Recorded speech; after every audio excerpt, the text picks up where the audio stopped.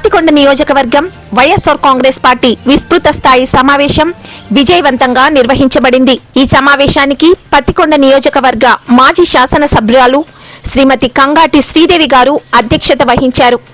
ముఖ్య అతిథులుగా వైఎస్ఆర్ కాంగ్రెస్ పార్టీ జిల్లా కోఆర్డినేటర్ శ్రీ గంగుల ప్రభాకర్ రెడ్డి గారు, కర్నూలు పార్లమెంటు సమన్వయకర్త మాజీ ఎంపీ శ్రీమతి బుట్ట రేణుక గారు హాజరై పార్టీ శ్రేణులకు దిశానిర్దేశం చేశారు। అలాగే నియోజకవర్గ సీనియర్ నాయకులు Shri Cherukulapadu Pradeep Reddy garu, Vijaya dairy chairman Shri S V Jaganmohan Reddy garu, ఇతర నియోజకవర్గ నాయకులు, మండల గ్రామస్థాయి నాయకులు, కార్యకర్తలు పెద్ద సంఖ్యలో పాల్గొన్నారు। ఈ సందర్భంగా కర్నూలు పార్లమెంటు సమన్వయకర్త మాజీ ఎంపీ శ్రీమతి బుట్ట రేణుక గారు మాట్లాడుతూ, వైఎస్ఆర్ కాంగ్రెస్ పార్టీ అంటే కేవలం ఒక రాజకీయ పార్టీ మాత్రమే కాదు, ప్రజల సంక్షేమమే లక్ష్యంగా పనిచేసే ఉద్యమమని స్పష్టం చేశారు। ఎప్పుడు కూడా జగనన్న ఒకే మాట అంటారు, అతి బలోపేతంగా బలంగా ఉండాలి అంటే కార్యకర్తల సహకారం, కార్యకర్తల అండ ఉండాలి అని। కార్యకర్తలే పార్టీకి బలం, మీ సపోర్ట్ వల్లనే ఏదైనా మనం సాధించగలుగుతామని। అందుకోసం ఈసారి జగనన్న గ్రామ స్థాయి నుంచి అనుబంధ విభాగాల కమిటీలను వేసి అది కూడా గ్రామ స్థాయి లెవెల్లో వెళ్ళి రక్షబండ కార్యక్రమాలు ఏర్పాటు చేసుకుని గ్రామంలో ఉన్న నాయకులందరూ కూడా అక్కడ సమావేశం అయ్యి మరి అనుబంధ విభాగాలకు 7 అనుబంధ విభాగాలు మహిళ, రైతు, యువజన, విద్యార్థి, ఈ విధంగా ప్రతి గ్రామంలో కూడా ఏ కమ్యూనిటీ ఎక్కువగా ఉన్నా కూడా అక్కడ ఎస్సీ, ఎస్టీ, మైనారిటీస్ ఏవైతే ఉంటాయో వాళ్ళందరికీ కూడా పార్టీ కోసం కష్టపడి పార్టీ కోసం ఎవరైతే పని చేస్తారో వాళ్ళందరినీ గుర్తించి వాళ్ళందరికీ కూడా ఒక హోదాని ఇస్తూ ఈ విధంగా ప్రతి ఒక్కరికి కూడా ఒక ఐడెంటిటీ కార్డు, గుర్తింపు కార్డుని ఇవ్వడం వల్ల మన ప్రభుత్వం వచ్చిన తర్వాత కూడా వారందరికీ కూడా సరైన న్యాయం చేయడానికి మనకు అనుకూలంగా ఉంటుంది అని జగనన్న ఈ విధంగా ప్రతి గ్రామంలో కూడా వెళ్ళి మనం అనుబంధ విభాగాలను ఏర్పాటు చేసుకోవాలని సూచించడం జరిగింది।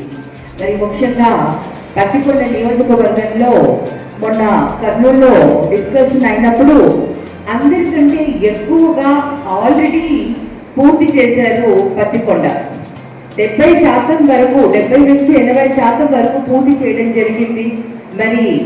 మరి అక్క మహిళ అయినా కూడా తను ఎంతో చాకచక్యంగా అందరిని కలుపుకొని అందరు కార్యకర్తల్ని కలుపుకొని ప్రతి ఒక్కరి దగ్గర కూడా ఈ కార్యక్రమాన్ని ఇంత ముందుకు తీసుకొని వెళ్తున్నారంటే నిజంగా హర్షించాలి।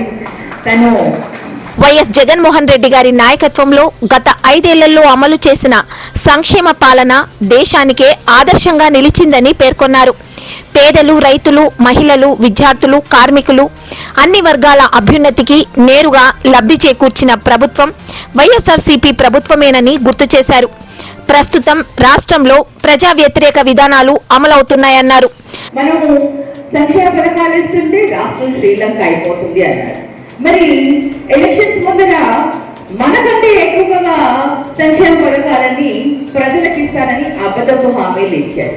ఇలా ప్రతి ఒక్కటి కూడా కూటమి ప్రభుత్వం చేసేది అన్ని కూడా అబద్ధపు హామీలు, మోసపూరితమైనవి, ఎదుటి వాళ్ళ పైన బురద చల్లే విధంగా మాట్లాడే పద్ధతులే వాళ్ళవి ఉంటాయి। కానీ జగనన్న ఏదైనా కూడా ట్రాన్స్పరెంట్ గా ప్రజలందరికీ కూడా మంచి జరిగే పనులు చేస్తూ ఆయన 5 సంవత్సరాలలో నిరూపించాడు।